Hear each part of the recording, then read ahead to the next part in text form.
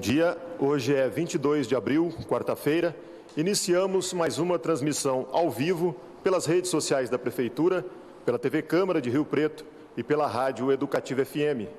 Essa transmissão é uma ação conjunta das Secretarias de Saúde e Comunicação e visa atualizar a população de Rio Preto sobre as medidas para o combate, prevenção e controle da pandemia em São José do Rio Preto. Hoje contamos com a presença da secretária de Assistência Social, Patrícia Lisboa, do secretário de Agricultura, Pedro Pessuto, e também o secretário de Saúde de Rio Preto, Aldenes Borim.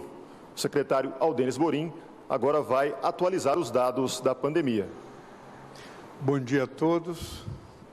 Hoje, diferentemente das outras apresentações, iremos começar com uma explicação que eu acho que é fundamental para que todos entendam o que está acontecendo em São José do Rio Preto e o porquê de exames serem diferentes realizados em dias separados. Ali, no diapositivo, vocês veem lá, naquela linha horizontal, ali logo no início tem uma flechinha onde está escrito contaminação. Aquele período, o indivíduo, naquele comecinho ali, ele é contaminado. Naquele momento que ele é contaminado, ele tem pouco vírus ainda. Por quê? Porque o vírus vai replicar dentro do próprio organismo do indivíduo. Então, ele pega lá 5, 6 vírus, só que até que ocorre a replicação importante, nós chamamos o que está escrito logo abaixo, período de incubação. Período de incubação vai da hora da contaminação do indivíduo até o início dos sintomas deles. Normalmente, em média, demora 5 dias desde a contaminação até os primeiros sintomas. Porém, devemos lembrar que isso pode durar até 14 dias de incubação. Nesse período aí, o indivíduo não transmite a doença, porque ele ainda não tem vírus suficientes para isso ocorrer. Quando a gente chega no 5º dia, em média, como eu falei, nós iremos passar para o início dos sintomas. No início dos sintomas, né? Que deve começar no 5º dia que ele teve a contaminação. Esse período de sintomas também demora, em média, 14 dias. Quando ele começa os sintomas é porque existe bastante vírus já circulando no indivíduo. Neste momento, nós chamamos período de transmissão. Esse é o período perigoso. É quando ele começa a transmitir o vírus para outra pessoa. Nesse exame, nesse período, nós temos um exame que detecta, que analisa o vírus, só o vírus, que chama PCR. Esse PCR ele deve ser feito do início dos sintomas até 14 dias, sendo o ideal até 7 dias. Eu gostaria que vocês guardassem esse período, que começam os sintomas até 7 dias. Por quê? Porque é quando ele vai ter a maior carga viral circulando. Próximo, esse aí mesmo. Depois dos 14 dias, a gente considera cura. É quando desaparece os sintomas. Como vocês estão vendo lá em cima, naqueles desenhinhos, nós temos poucos vírus no começo, bastante vírus na hora da transmissão, e por fim, que quando desaparece os sintomas, a gente considera curado, em volta você vê aquele amarelo no vírus. Aquilo ali é anticorpo, ou seja, o indivíduo começa a produzir anticorpos que vão destruir o vírus. Neste momento, você não detecta mais o vírus. Por quê? Porque os anticorpos já destruíram a maioria dos vírus. Não adianta você fazer o exame PCR nele, porque não vai ser detectado. Ele tem pouco vírus. O que ele tem nesse momento? As células que combateram esse vírus. Ou seja, ele vai ter anticorpos. E nesse momento é que a gente vai começar a fazer o teste sorológico. Então, teste serológico a partir do 14º dia do início dos sintomas e PCR de quando o paciente está com os sintomas, principalmente até o 7º dia. O próximo. Bom, nós temos um projeto que começou segunda-feira, que chama Projeto Sentinela. Esse Projeto Sentinela, ele faz exames além daqueles que são preconizados pelo Ministério da Saúde. Ou seja, o Ministério da Saúde preconiza pacientes graves, internados e profissionais da saúde. Esse sentinela nós faremos na síndrome gripal leve, aqueles pacientes que ainda não são graves, que eles entram em primeiro contato com a gente. Qual será o critério que nós utilizaremos? Sintomas respiratórios leves e que tem até 7 dias. Por quê? Porque nós faremos o PCR, que é aquele exame que tem que ter carga viral elevada, tá certo? Depois, nós temos, qual que é o objetivo desse projeto? Coletar amostras e estudarmos a positividade na população geral. Porque não aqui só quem ficou grave ou profissionais da saúde, todo mundo que pegou gripe. E que represente a população sintomática, ou seja, SUS e convênio. Por que eu gostaria de dizer aquela palavra convênios?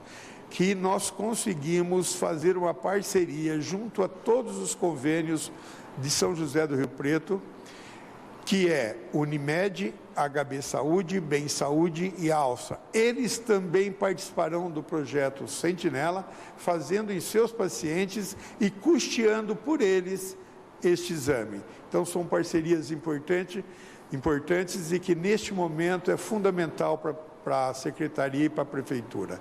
Volta ao outro.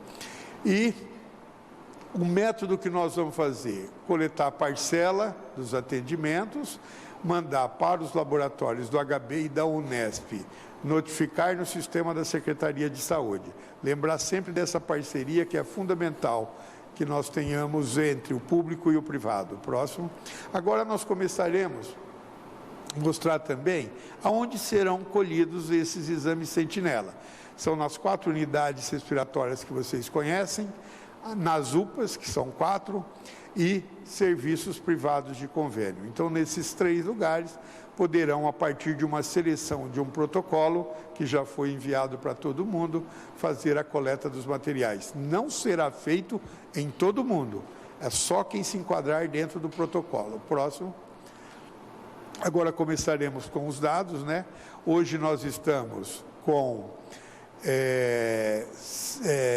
vamos lá, 68 casos confirmados de coronavírus, sendo 5 aqueles primeiros casos que nós tivemos, 28 que procuraram serviço com síndrome respiratória aguda grave, 35 com profissionais da saúde e que dá um total de 68.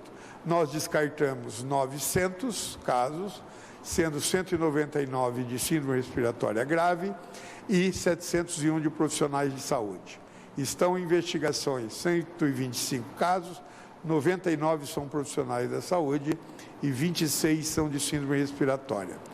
Então, no total, nós temos hoje, até o momento, 1.093 casos. São notificados 2.652. Atualmente, nós temos 1.093 e 1.559, que são aquelas síndromes gripais leves. Próximo. Bom, dos casos confirmados de Covid, que são 68, nós temos 27 que estão sendo monitorados.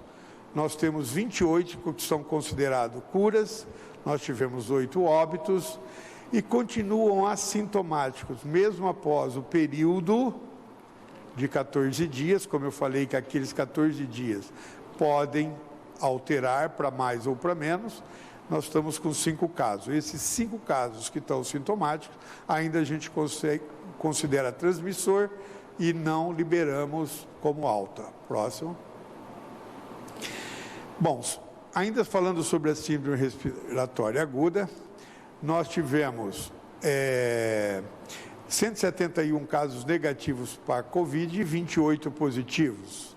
Aguardando exames, nós temos 14 casos que tiveram alta e 12 que permanecem internados. Para a Covid-19 especificamente, nós temos 17 casos que tiveram alta e 3 que permanecem internados. E temos os 8 óbitos que nós colocamos, tá? Falando sobre os óbitos, nós tivemos 8 óbitos, dos 36 que foram notificados até o momento, sendo que desses 33, 28 foram descartados.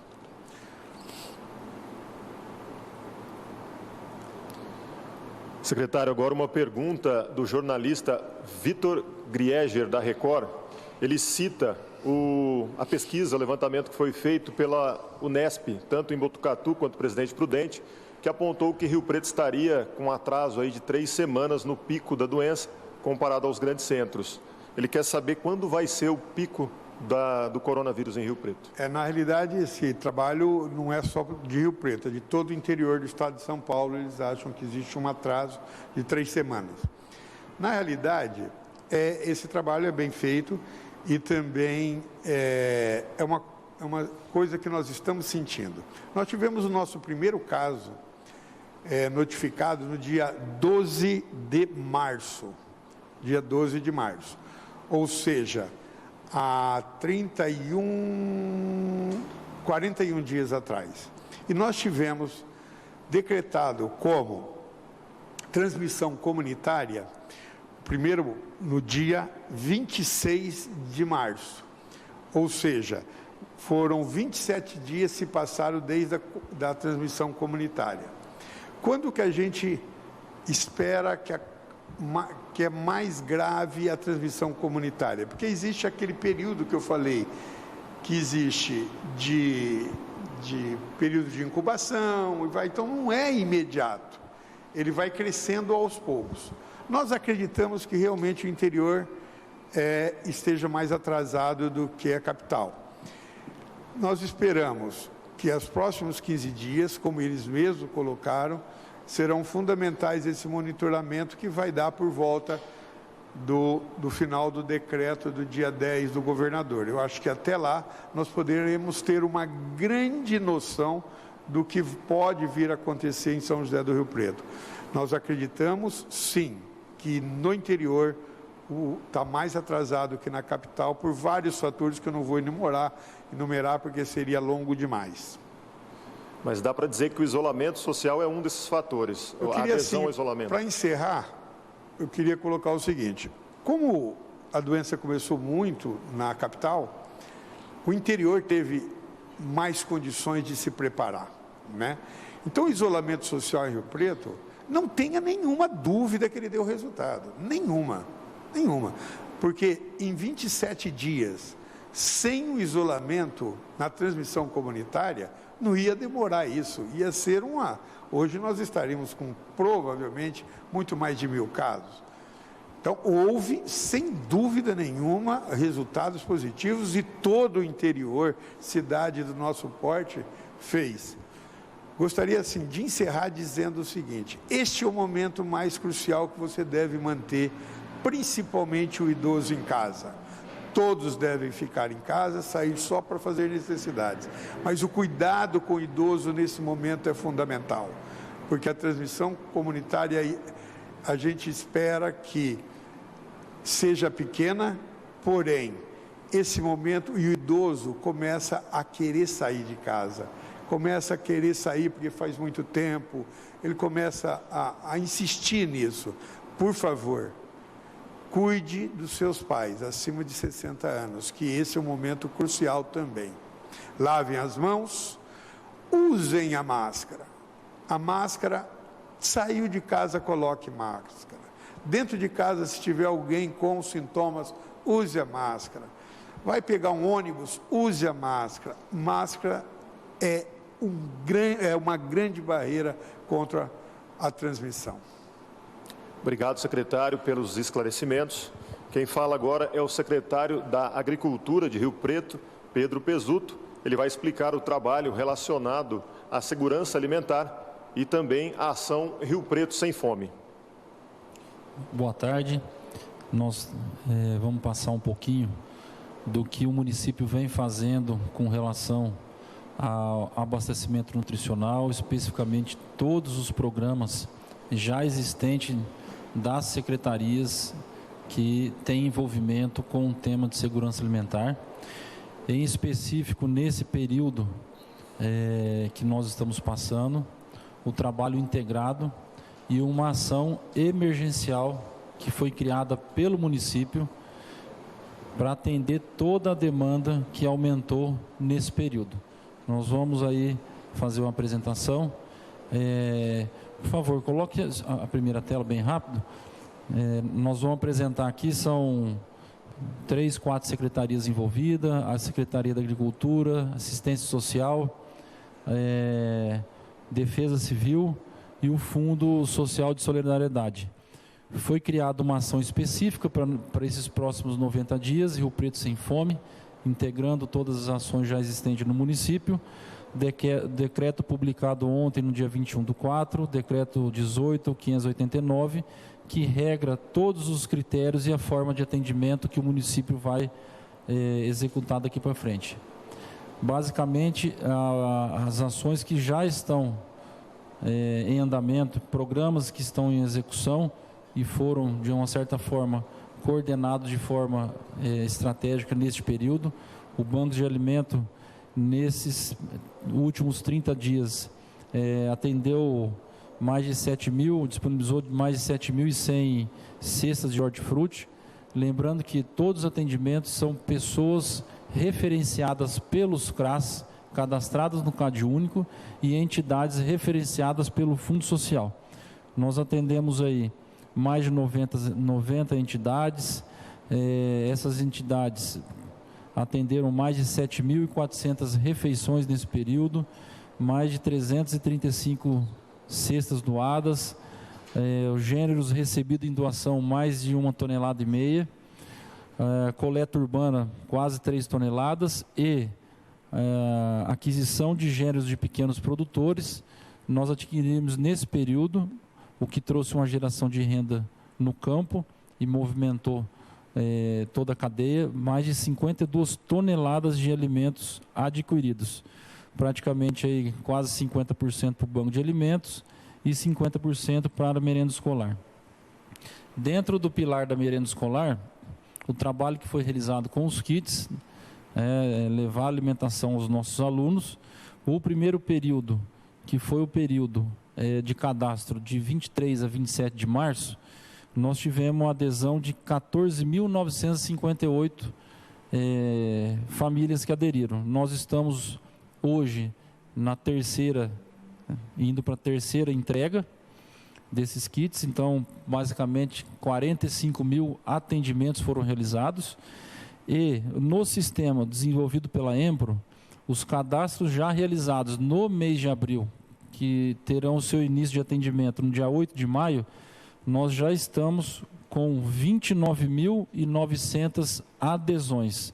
Então, praticamente, o município, no mês de maio, vai dobrar o atendimento na questão do abastecimento para as famílias que possuem seus filhos matriculados na rede municipal. Na assistência social, a quantidade de cestas distribuídas nesse período, cestas do programa já existente, 1.428 cestas. Jantar em albergue de convênios, 3.000. Mais o ticket que foram disponibilizados para morador de rua, 3.849 tickets disponibilizados para o restaurante Bom Prato. O Fundo Social passa a encampar a responsabilidade das novas campanhas e as campanhas que já estão sendo realizadas.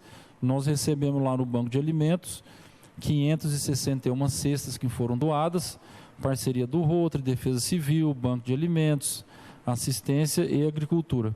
E uma articulação de prospecção que estão sendo realizadas pelo Fundo Social, e para o próximo mês, mais em torno de 1.000 cestas que serão angariadas nessas campanhas.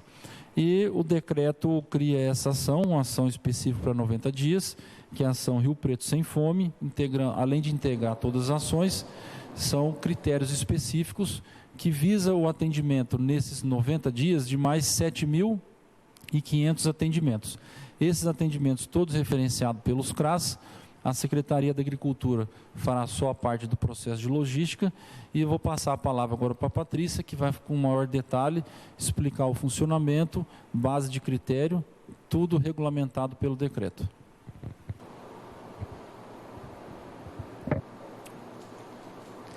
Bom dia a todos, é um prazer estar aqui falando, agradecer a Secretaria da Agricultura pela parceria nessa ação Rio Preto Sem Fome, com o decreto publicado ontem. Agradecer aos trabalhadores que estão na linha de frente, nesse momento, em especial a assistência social e a saúde, e todos os servidores públicos e funcionários.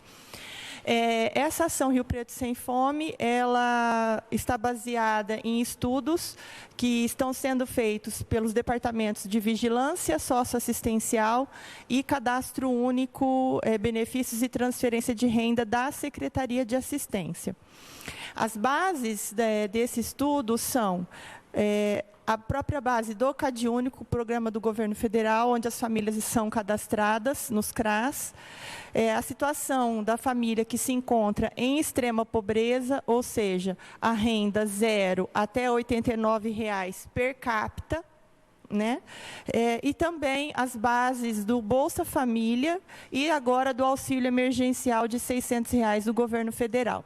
Então, todas essas bases e outras que virão, que poderão surgir aí pelos governos do Estado também, serão analisadas para critério de distribuição. Para o mês de abril, nessa questão que o doutor Aldenis colocou, sobre a questão dos idosos, das pessoas com deficiência, né? Nós estamos respeitando a legislação e estamos aí fazendo um trabalho diferenciado aqui na Prefeitura de Rio Preto. A gente está entregando agora no mês de abril 2.380 cestas nesse mês, e essa convocação e o comunicado está sendo feito através de SMS. Nós estamos encaminhando a SMS às famílias que foram elencadas nos estudos do mês de abril. Para idosos e pessoas com deficiência, ele não vai retirar essa cesta no local. Essas pessoas vão buscar, a gente vai entregar as cestas básicas nas residências. Começamos hoje essa ação, então serão dia 22, 23, 24 e dia 27, a entrega para 1.280 pessoas que vivem sozinhas, unipessoal, que moram em suas casas, e a entrega serão feitas lá, através de 18 veículos da Secretaria de Assistência, com a presença de uma pessoa, um funcionário da Secretaria de Assistência, provavelmente dos CRAS ou da gestão, técnicos e educadores sociais. Então, todos eles, com o uso de máscara, álcool gel, estão indo nas residências entregar essas cestas e também fazer as orientações necessárias em relação ao isolamento social. Com relação às demais famílias, né, que não são do grupo de risco, vai ser entregue a partir do dia 28, na terça-feira da semana que vem, com convocação também. Será feita convocação e horário de agendamento para a entrega da cesta, para não haver aglomerações. Essas entregas serão feitas nas 10 regiões do município, mas em 12 pontos de distribuição diferentes. Alguns serão em CRAS, onde houver maior espaço, mas em outros serão feitos em locais onde o espaço é maior e comporta maior quantidade, para não houver aglomeração. Então, com relação ao decreto, serão feitos nesses estudos. Com relação às demais famílias que não se encontram elencadas no estudo, elas vão ser, assim, beneficiadas com as doações que estão sendo arrecadadas aí pelo Fundo Social, Defesa Civil, e a Secretaria de Agricultura e Assistência junto à sociedade de Rio Preto. Eu agradeço imensamente, né, e estamos à disposição. Obrigada. Secretária, uma pergunta a uma pessoa que eventualmente não esteja cadastrada em nenhum desses canais e que precise de ajuda. Onde ela pode procurar aí orientação? Sim, a Secretaria de Assistência ela agora ampliou os canais de comunicação. Dentro do próprio site da Prefeitura, na página da Assistência Social, tem um formulário online, onde ela pode colocar suas informações. Esse formulário ele vai ser encaminhado para o CRAS e o CRAS fará o contato para o atendimento. Lembrando que nos CRAS, os nossos atendimentos estão sendo preferencialmente por telefone e os casos presenciais a gente está fazendo com agendamento. Então, ela pode tanto procurar se inscrever no formulário online, como ela pode ligar também na central de atendimento telefônico que a gente montou e também ligar diretamente no CRAS para agendar um atendimento, ok? Obrigado, secretária, pelos esclarecimentos. E aqui nós concluímos essa transmissão. Informamos que o vídeo com a transmissão de hoje ficará disponível no canal da Prefeitura no YouTube em alta resolução. Um bom dia a todos.